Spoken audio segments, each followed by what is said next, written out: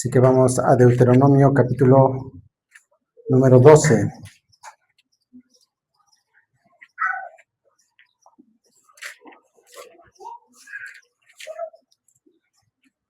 Nos quedamos al final del capítulo número 12 hace un par de semanas.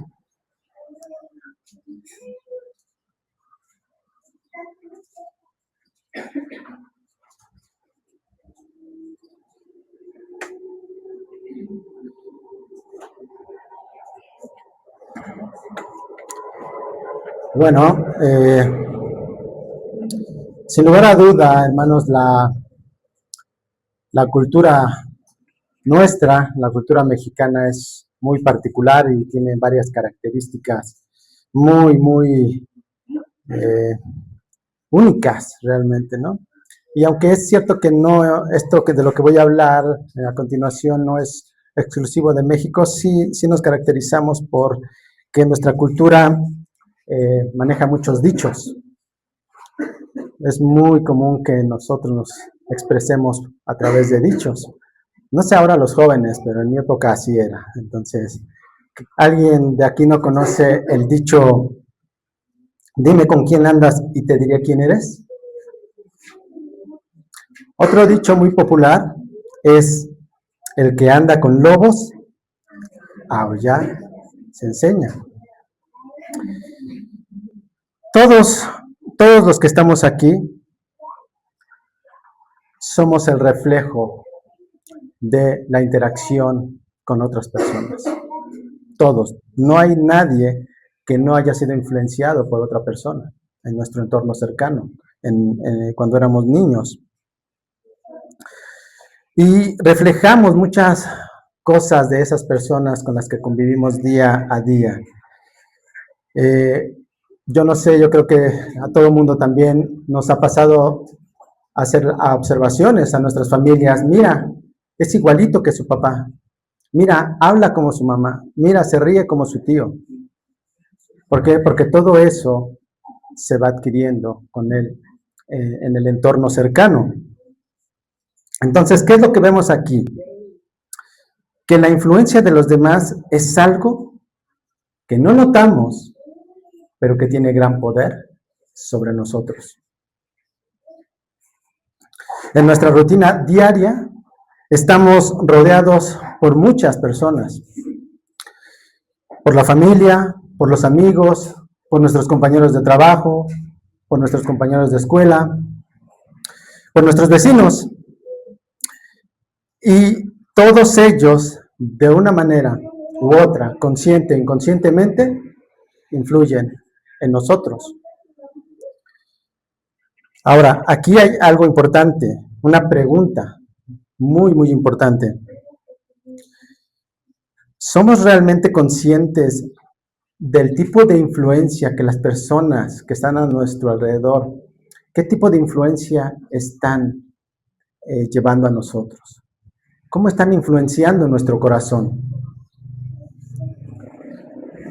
Esas personas con las que diariamente interactuamos, ¿nos están acercando al Señor o nos están apartando del Señor de una manera sigilosa, de una manera silenciosa, de una manera en la que no nos damos cuenta?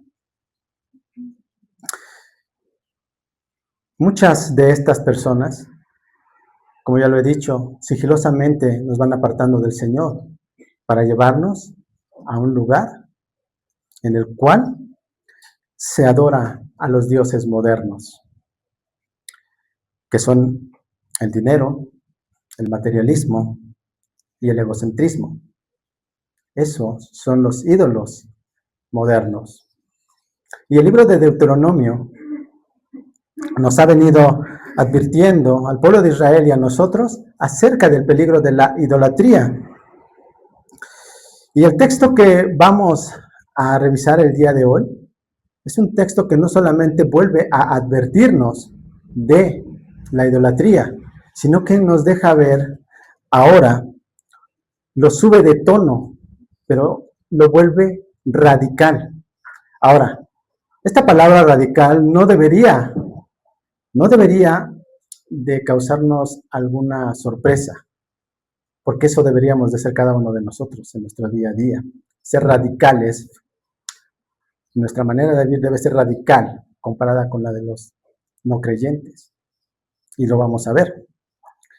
Entonces, estas advertencias que vienen a partir de la última parte del capítulo 12, a partir del capítulo 12, versículo 29, y todo el capítulo número 13, nos advierten de eso. El Señor nos advierte a nosotros y al pueblo de Israel de la tentación de apartarnos de Él. Ahora, nosotros normalmente, cuando hablamos de las naciones paganas, regularmente vemos que esas influencias podían dañar al pueblo de Israel. La influencia pagana vendría de fuera hacia el pueblo de Israel. Pero lo que vamos a ver el día de hoy es que esta advertencia viene al pueblo de Israel, pero también a nosotros, de que la influencia de personas que quieren apartarnos del Señor puede venir desde nuestro círculo más cercano. Entonces, otra pregunta, y esa es la que vamos a responder el día de hoy. ¿Por qué es tan insistente la Biblia en advertirnos contra la idolatría? ¿Por qué es tan insistente en advertirnos sobre las malas influencias? Bueno, eso es lo que vamos a ver. Entonces, vamos a Deuteronomio capítulo 12, versículo 29. Ahí aparece esta primera advertencia. Una advertencia que la podemos ver tanto de manera general como también de manera particular. En ese entonces era para cada uno de los israelitas y como pueblo en general, pero también el día de hoy es aplicable para cada uno de nosotros en lo particular, pero también como iglesia. Deuteronomio 12, versículo 29.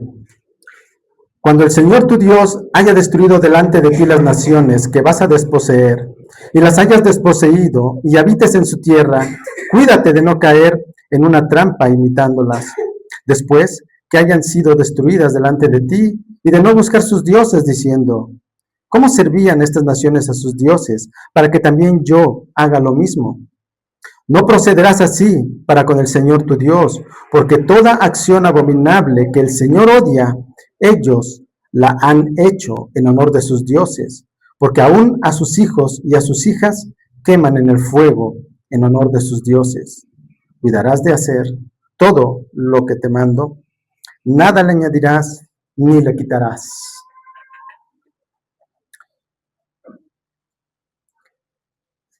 Como seres humanos, hermanos, siempre tendemos a querer integrarnos en comunidad, en grupos. Siempre vamos a intentar hacerlo, consciente o inconscientemente. Vamos a tratar de adquirir pertenencia. Pero lo que acabamos de leer nos advierte de algo. ¿Qué es de lo que nos advierte? De aquellos que viven de una manera contraria a la palabra de Dios. Y lo que nos advierte el texto aquí es que no queramos nosotros integrarnos a esos grupos. ¿Por qué? Esas personas normalmente viven ofendiendo continuamente al Señor. Pero nosotros, ¿a qué estamos llamados? Nosotros no estamos llamados a eso. Vamos a regresar un poquito ahí a Deuteronomio 7:6. ¿A qué estamos llamados? Deuteronomio 7:6.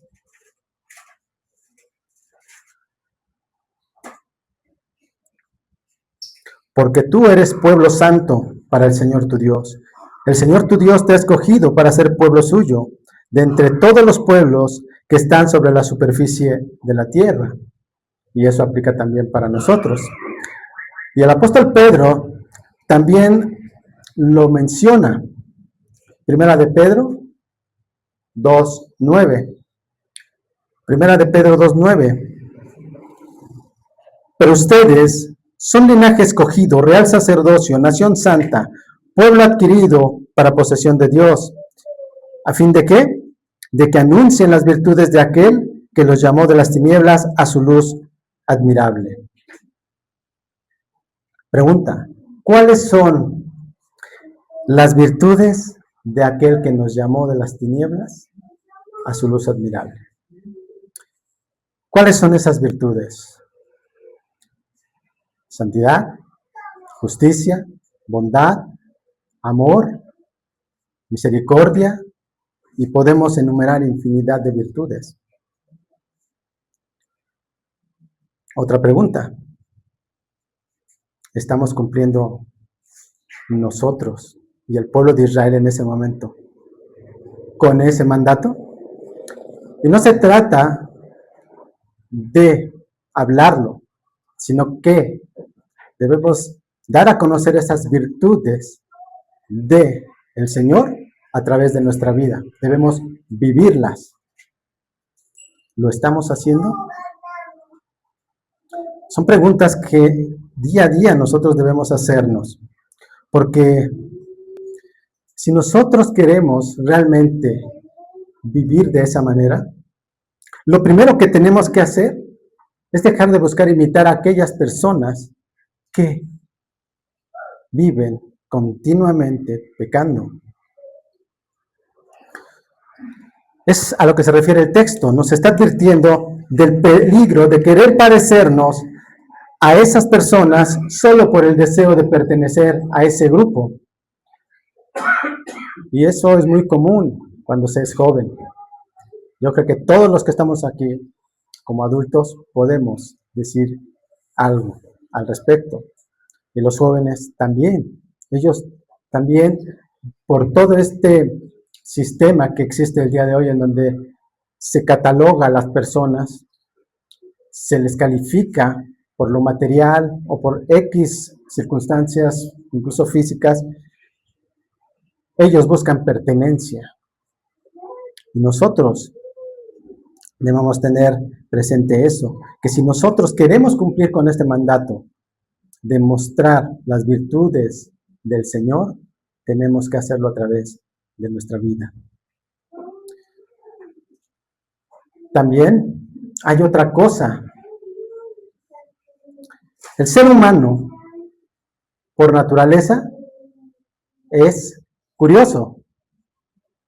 Si no lo fuera, no tendríamos toda la tecnología que tenemos. Y es también por eso que el Señor hace este llamado. ¿Por qué? Porque la simple curiosidad, el saciar esa curiosidad de que los israelitas trataran de buscar y de entender cómo era que los cananeos adoraban a sus dioses, los ponía en riesgo. Los ponía en riesgo ¿de qué? De apartarse del Señor, pero también de algo todavía mucho peor, de contaminar el culto al Señor a través de esos ritos o a través de objetos paganos. Ahora, esto se advirtió desde ese entonces, pero si nosotros miramos en nuestros días, esto sí sucedió y sigue sucediendo. Nuestro país, en todos lados, pero creo que todos tenemos conocimiento de que es más en el sur de nuestro país, en que está mezclado lo que se dice cristianismo con infinidad de religiones, incluso de religiones prehispánicas, sobre todo en nuestro país, que eso es un sincretismo. Entonces, es de esto de lo que nos advierte Moisés en este pasaje. Entonces, es importante que todos y cada uno de nosotros tengamos presente eso, que la simple curiosidad puede atrapar a cualquier creyente en la idolatría. ¿Por qué? Esto deja al descubierto algo de lo que todos debemos tomar conciencia. Deja al descubierto que el ser humano tiene un corazón perverso. Y no solamente eso. Todos tenemos una frágil voluntad ante nuestro Dios. Es por eso que hace estas advertencias el Señor a través de Moisés. Si los israelitas, después de poseer la tierra que el Señor les diera, caían en esa idolatría, estarían cometiendo un grave pecado. ¿Por qué? Primero, porque, ¿qué sucedió? Estamos hablando del tiempo en el que ya está establecido el pueblo de Israel. La gracia del Señor ha sido derramada en todo el pueblo. Gozan de tierra, gozan de todo aquello que el Señor les prometió. Y el actuar de los israelitas es adorar a dioses falsos. Esto es un pecado grave. Pero no solamente eso, sino que al caer en esa adoración a dioses falsos, como leíamos en el pasaje en el último pasaje del capítulo 12, ¿qué era lo que hacían esos pueblos paganos? Incluso llegaban a sacrificar a sus hijos ante esos dioses. La idolatría lleva poco a poco a niveles de abominación que no podemos en estos momentos tal vez imaginar. Pero lo triste es que hoy podemos ya no sorprendernos de todo lo que está sucediendo en nuestro país. Entonces, es muy importante que nosotros tengamos claro esto. ¿Cuál es el impacto de la idolatría? Y aquí es donde vamos a empezar a ver por qué nos advierte tanto el Señor a través de su palabra el peligro de la idolatría. El rey Salomón. ¿Qué hizo el rey Salomón? Bueno, pues el rey Salomón edificó un altar a Moloc. ¿En dónde? En el Monte de los Olivos. Primera de Reyes, capítulo 11. Primera de Reyes 11, Primera de Reyes 11, versículo 7. Entonces Salomón edificó un lugar alto a Quemos, ídolo abominable de Moab, en el monte que está frente a Jerusalén, y a Moloc, ídolo abominable de los amonitas. Entonces, la palabra de Dios nos dice que Salomón cayó en idolatría. ¿Pero por qué? Debido a la influencia de todas sus esposas. Primera de Reyes. Ahí continuamos, Primera de Reyes 11, versículos 1 y 2. Primera de Reyes 11, 1 y 2. Pero el rey Salomón, además de la hija de Faraón, amó a muchas mujeres extranjeras, moabitas, amonitas, edomitas, sidonias e hititas, de las naciones acerca de las cuales el Señor había dicho a los israelitas: no se unirán a ellas, ni ellas se unirán a ustedes, porque ciertamente desviarán su corazón tras sus dioses. Pero Salomón se apegó a ellas con amor.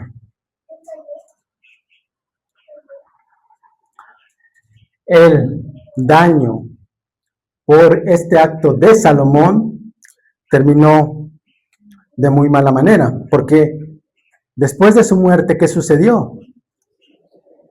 La nación de Israel se dividió. Pero no todo quedó ahí. No solamente el pueblo de Israel, la nación de Israel se dividió en el reino del norte y el reino del sur, Israel y Judá. No, sino que los reyes del reino del norte, como Acaz y Manasés, llegaron al extremo de sacrificar a sus hijos a esos dioses. ¿Cuál fue el resultado de eso? El juicio de Dios. Segunda de Reyes 17:6. Segunda de Reyes 17:6. En el año 9 de Oseas, el rey de Asiria tomó Samaria y se llevó a Israel al destierro en Asiria, y lo puso en Alá y en Abor, río de Gozán, y en las ciudades de los medos. Entonces, la consecuencia de esta idolatría fue el exilio del reino del norte. ¿Pero por qué? ¿Por qué pasó esto? Podemos decir. Bueno, nos da el detalle precisamente ahí, Segunda de Reyes, igual 17. Segunda de Reyes 17, versículos 16 y 17. Y abandonaron todos los mandamientos del Señor su Dios, y se hicieron imágenes fundidas de 2 becerros, hicieron una acera, adoraron a todo el ejército de los cielos, sirvieron a Baal, hicieron pasar por el fuego a sus hijos y a sus hijas, practicaron la adivinación y los encantamientos, y se entregaron a hacer lo malo ante los ojos del Señor, provocándolo. ¿Qué hicieron los israelitas? Todo aquello que no deberían de haber hecho.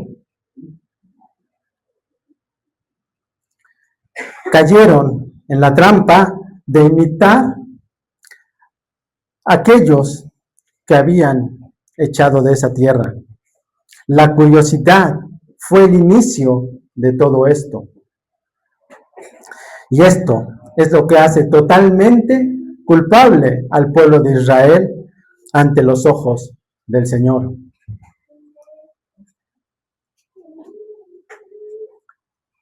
Entonces, la advertencia es severa, pero hay más. En el capítulo número 13 se nos habla de las maneras específicas en las que la tentación de la idolatría puede presentarse en la vida de Israel, pero también en nuestra vida. Vamos a leer Deuteronomio 13, versículos 1 al 3. Deuteronomio 13, 1 al 3.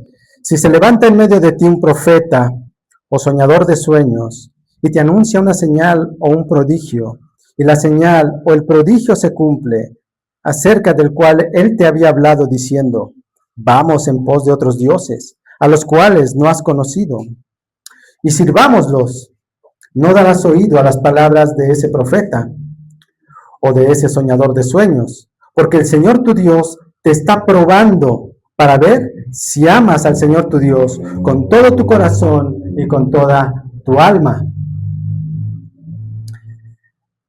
El Señor aquí nos está advirtiendo que aunque se cumpla esa señal o ese prodigio por algún profeta, debemos tener cuidado. ¿De qué? De lo que viene después. ¿Qué es lo que hace ese falso profeta? Bueno, pues llama a buscar y servir a otros dioses. El Señor nos dice, no deben prestar oído a sus palabras. No lo escuchen y debe ser considerado como un falso profeta. Entonces, esto es muy importante, hermanos. Los milagros por sí solos nunca se deben considerar como una prueba de la verdad. ¿Por qué? Porque solo la palabra de Dios es la verdad y está por encima de todo. Como lo dice Juan 17:17, santifícalos en la verdad. Tu palabra es verdad. Las señales sobrenaturales o los milagros ocurren y pueden ocurrir en muchas religiones, pero esto no significa que esas religiones estén predicando la verdad. Detrás de ello se encuentra el enemigo. Es él quien usa a estos falsos profetas, a estos falsos maestros para engañar al mundo, a los israelitas, y todo esto lo podemos ver hoy en día. Entonces, a presenciar un milagro debemos estar atentos para que aquello que se dice después, si va en contra de la palabra de Dios, si va en el sentido de apartarnos de la palabra de Dios, debemos declararlos como falsos profetas. Segunda de Corintios 11, versículos 13 y 15. Porque los tales son falsos apóstoles, obreros fraudulentos, que se disfrazan como apóstoles de Cristo. Y no es de extrañar, pues, aún Satanás se disfraza como ángel de luz. Por tanto, no es de sorprender que sus servidores también se disfracen como servidores de justicia. cuyo fin será conforme a sus obras. El enemigo jamás se te va a presentar tal cual es. Se va a disfrazar de ángel de luz. Se va a venir envuelto en un paquetito muy bonito, muy llamativo, que te va a llamar. Entonces, es muy importante que nosotros conozcamos estas cosas para que no caigamos en la idolatría. ¿Qué dice el final del versículo número 3? No debes prestar oídos, no darás oído a las palabras de este profeta o de ese soñador de sueños. ¿Por qué? Porque el Señor tu Dios te está probando para ver si amas al Señor tu Dios con todo tu corazón y con toda tu alma. Aquí tal vez podemos pensar, pero ¿por qué me está probando? Bueno, los israelitas, era una prueba para los israelitas. Debían ver en cada invitación a la idolatría, a adorar a otros dioses, debían mostrar que ellos eran fieles al Señor. Eso sigue aplicando para nosotros. ¿De qué manera? Bueno, pues nosotros, en cada oportunidad que se nos presenta de pecar o cuando estamos delante de una tentación, lo tenemos que ver también como una oportunidad. ¿De qué? Una oportunidad de mostrar nuestro amor al Señor. De mostrar nuestro amor a aquel que nos amó primero, como lo dice 1 de Juan 4:19. Nosotros amamos porque Él nos amó primero. Hermano, si tú amas a Dios, no es por algo tuyo. Él te ha dado esa capacidad de amar al Señor y a tu prójimo. El tentar a otros a caer en idolatría conlleva un castigo muy, muy severo. ¿Cuál es el castigo que nos dice el texto para estos falsos profetas? Deuteronomio 13:5. Pero a ese profeta o a ese soñador de sueños se le dará muerte.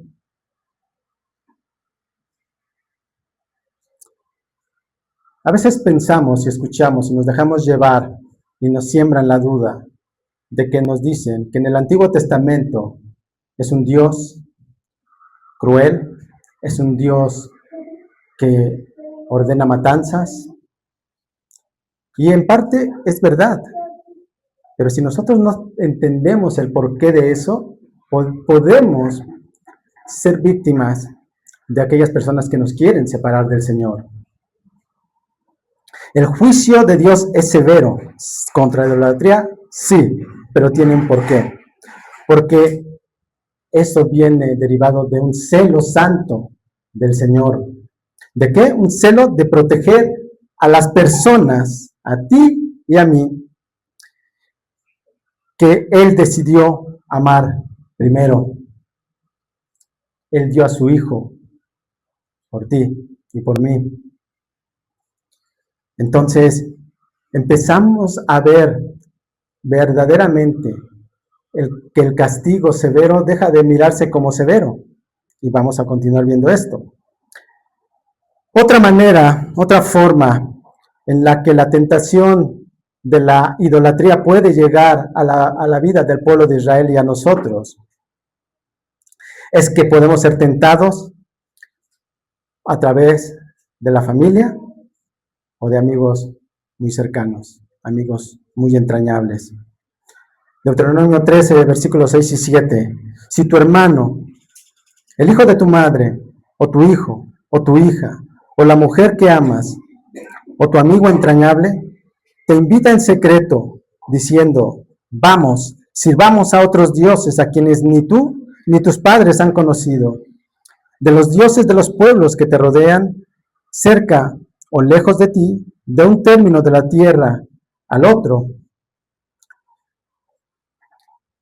Esta situación cuando se presenta, sin lugar a duda, En aquel entonces debió de haber sido una situación muy dolorosa para el pueblo de Israel. ¿Por qué? Porque cuando un ser humano, cuando un familiar empezaba a tentar a alguien dentro de la familia para llevarlo a la idolatría, había que actuar. ¿Qué es lo que debía de hacer la persona a la cual se le invitaba a servir a otros dioses? Versículos 8 al 10, Deuteronomio 13, 8 al 10. No cederás ni le escucharás, y tu ojo no tendrá piedad de él. Tampoco lo perdonarás ni lo encubrirás, sino que ciertamente lo matarás. Tu mano será la primera contra él para matarlo, y después la mano de todo el pueblo. Lo apedrearás hasta que muera, porque él trató de apartarte del Señor tu Dios, que te sacó de la tierra de Egipto, de la casa de servidumbre. Entonces todo Israel oirá y temerá, y nunca volverá a hacer tal maldad en medio de ti. ¿Severo el castigo? El versículo 10 nos da la respuesta de por qué también es tan severo este castigo. Porque él trató de apartarte del Señor tu Dios.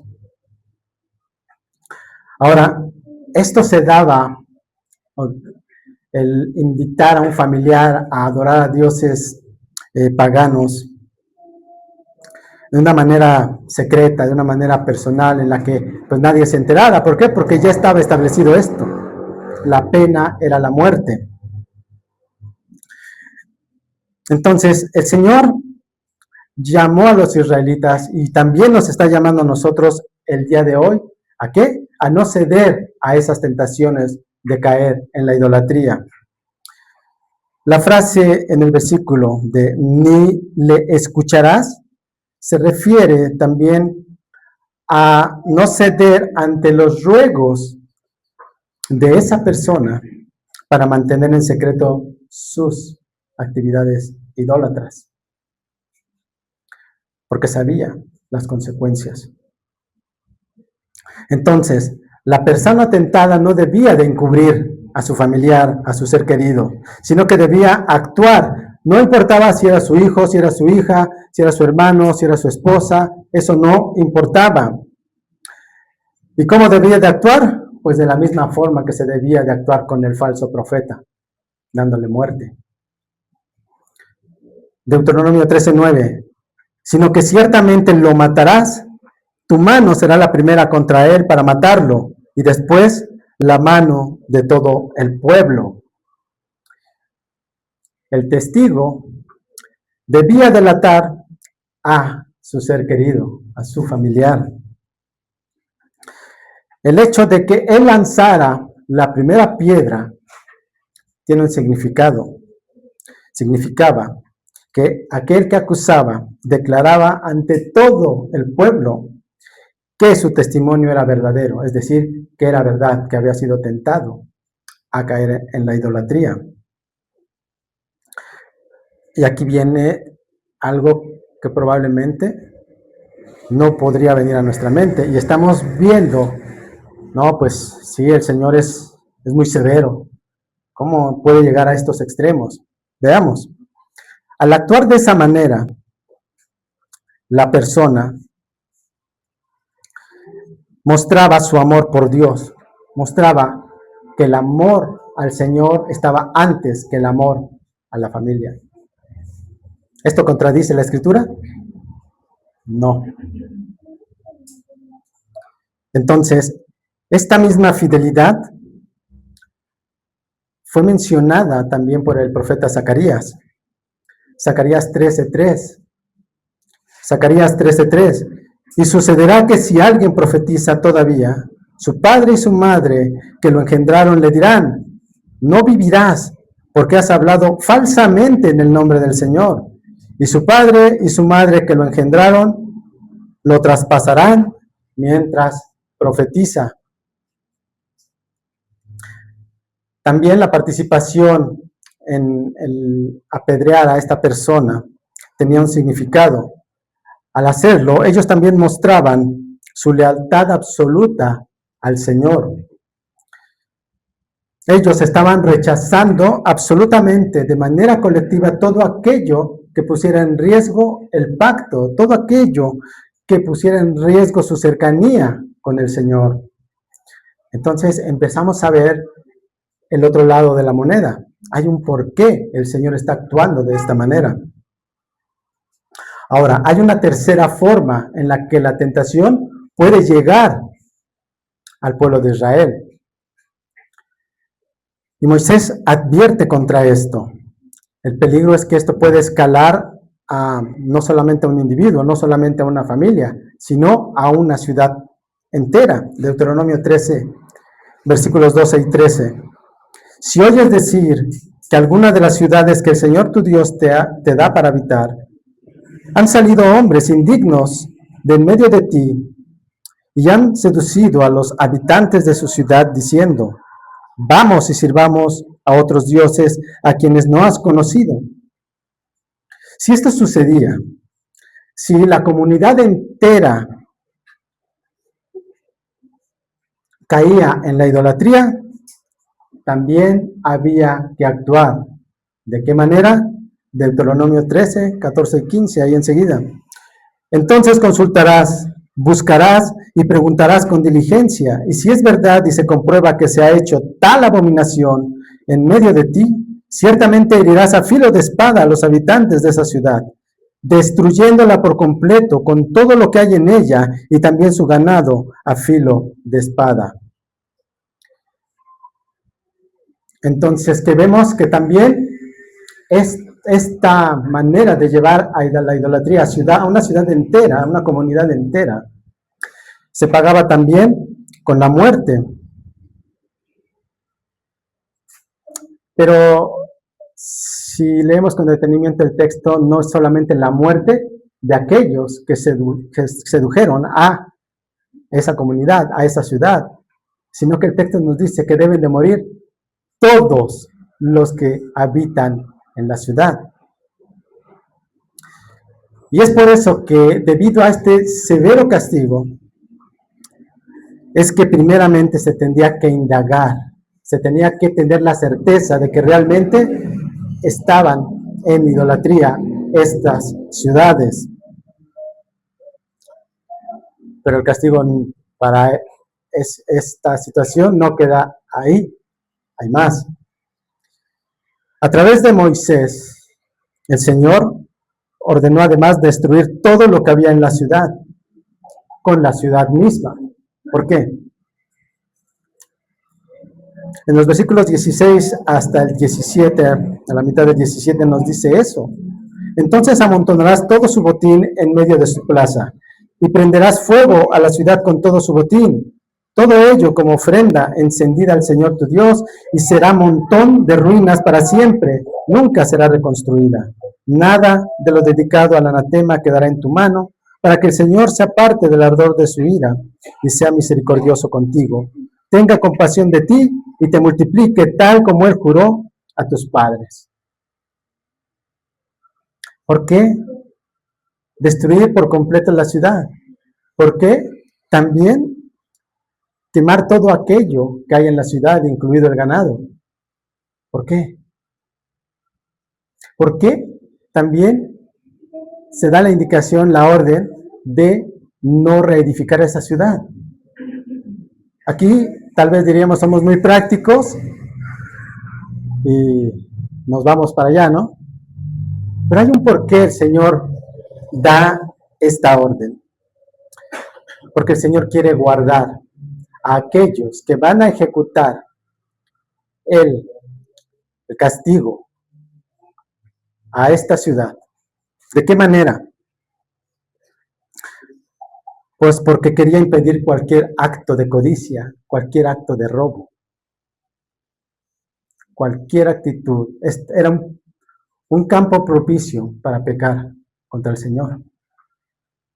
¿Y por qué no reconstruir la ciudad? Porque ese sería un testimonio del castigo por la idolatría.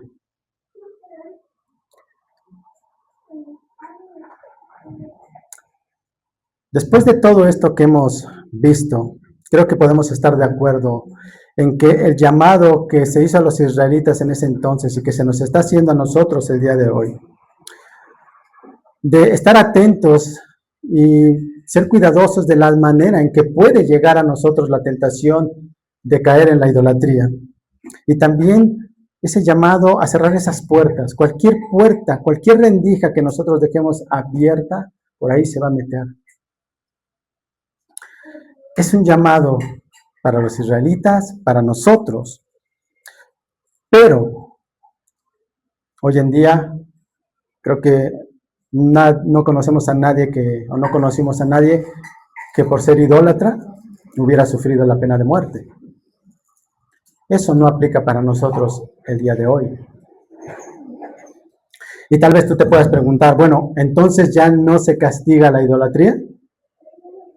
Bueno, para responder esta pregunta, debemos recordar que en el Antiguo Testamento el pueblo de Israel estaba ¿bajo qué? Bajo la ley. Pero algo sucedió. Cristo vino. Y hoy nosotros ya no estamos bajo la ley, sino ¿bajo qué? La gracia. Y esto es muy importante. Y es donde empezamos a mirar todo el panorama del Señor en su plan. ¿Por qué? Porque precisamente por la gracia, hoy todas las personas, y a partir de que vino Cristo, tuvieron la oportunidad y tienen la oportunidad de arrepentirse, no solamente de la idolatría, sino de todos sus pecados. Jesús en la cruz dio a la humanidad esa oportunidad a través del arrepentimiento y de la fe en Él. Pero aquellos que no lo hagan, aquellos que no se arrepientan, pagarán las consecuencias, serán condenados, como lo dice la Escritura, en el lago de fuego. La idolatría y todo pecado será castigado por el Señor.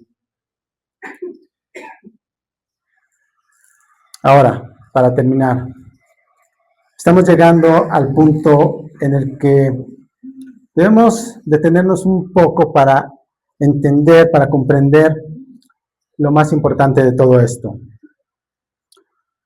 Y tal vez ustedes se habrán dado cuenta que a lo largo de la lectura de los pasajes se repite una frase casi idéntica.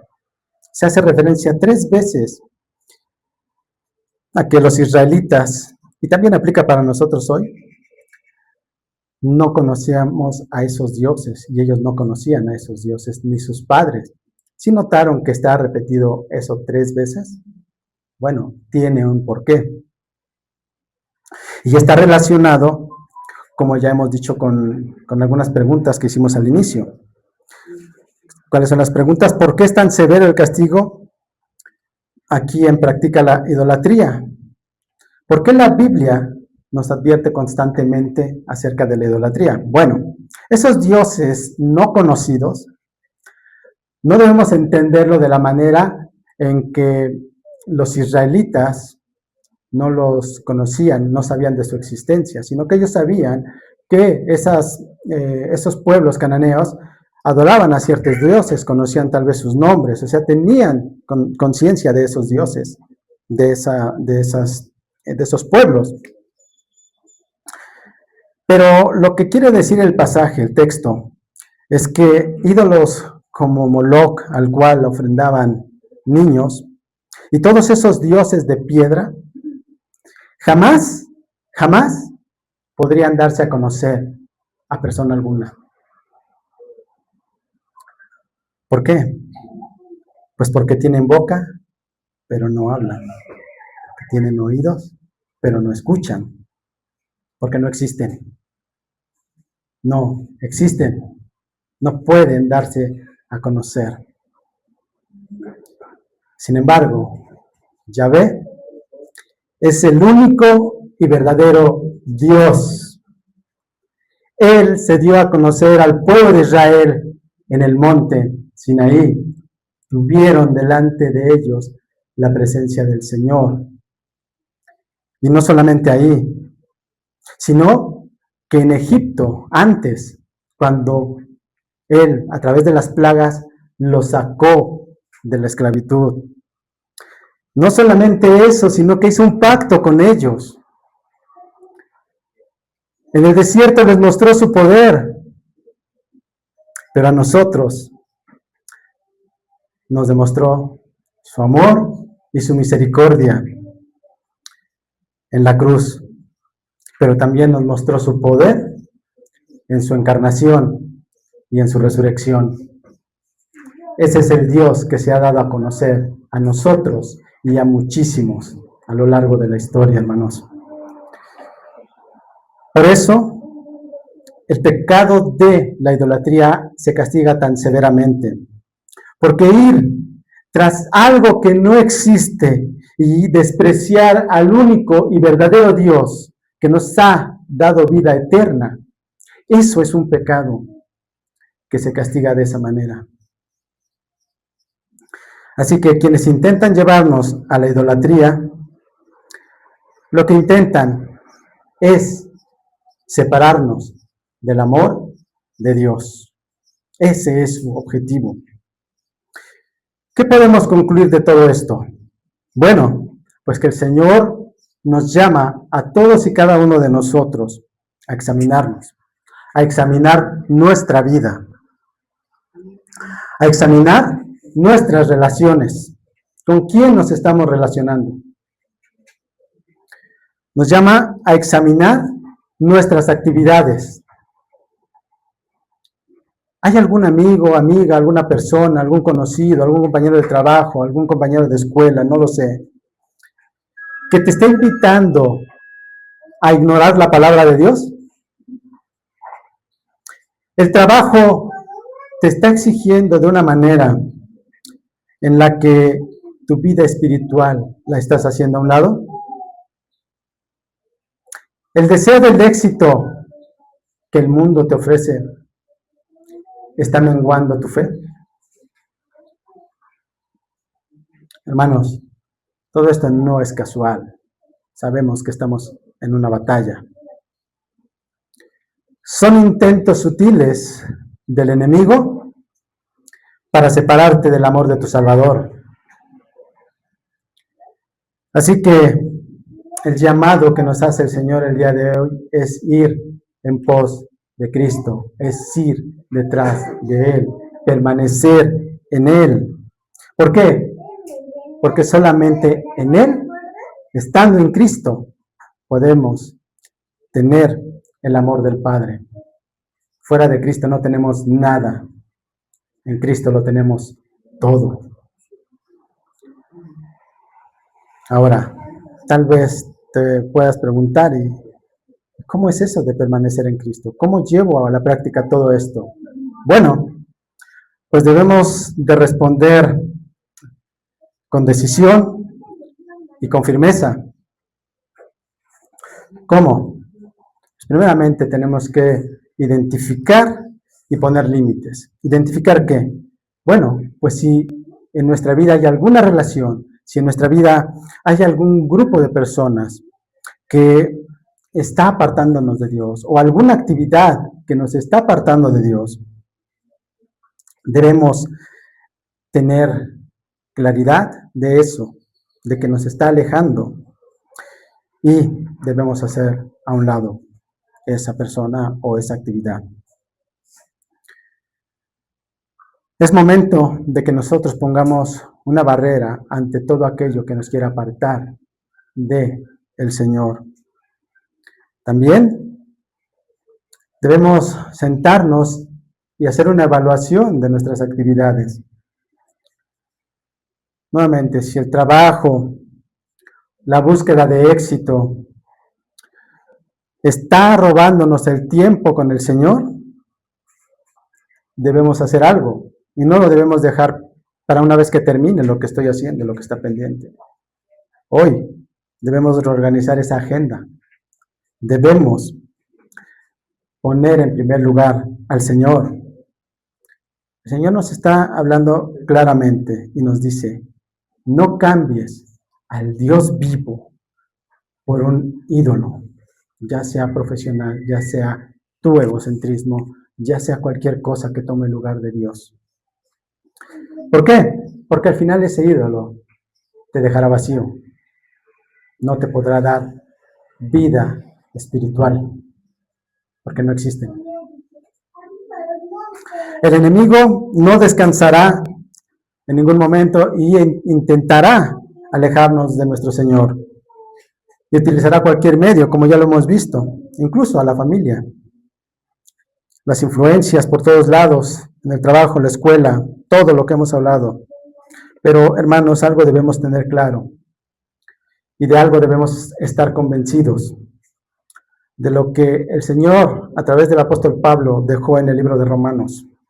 Romanos 8, versículos 38 y 39. Romanos 8, versículos 38 y 39. Porque estoy convencido de que ni la muerte, ni la vida, ni ángeles, ni principados, ni lo presente, ni lo porvenir, ni los poderes, ni lo alto, ni lo profundo, ni ninguna otra cosa creada nos podrá separar del amor de Dios que es en Cristo Jesús, Señor nuestro. Él lo ha prometido y Él lo cumplirá, pero nosotros tenemos una responsabilidad delante de Él, hermanos. Vamos a orar. Señor, en verdad te damos gracias, Padre, por tu palabra, porque nos adviertes de todo aquello que nos quiere separar de ti. Pedimos, Señor, porque tú nos des esa sabiduría, Señor, para mostrar esas virtudes de aquel que nos sacó de las tinieblas. Ayúdanos, Señor, a apartar todo aquello que nos impide ponerte en el primer lugar, porque sabemos que haciéndolo, todo lo demás será añadido, lo dice tu palabra. Gracias, Señor. Ayúdanos, porque sin ti nada podemos, pero contigo sabemos que podemos cumplir ese propósito al que hemos sido llamados. En el nombre de tu Hijo Jesús. Amén.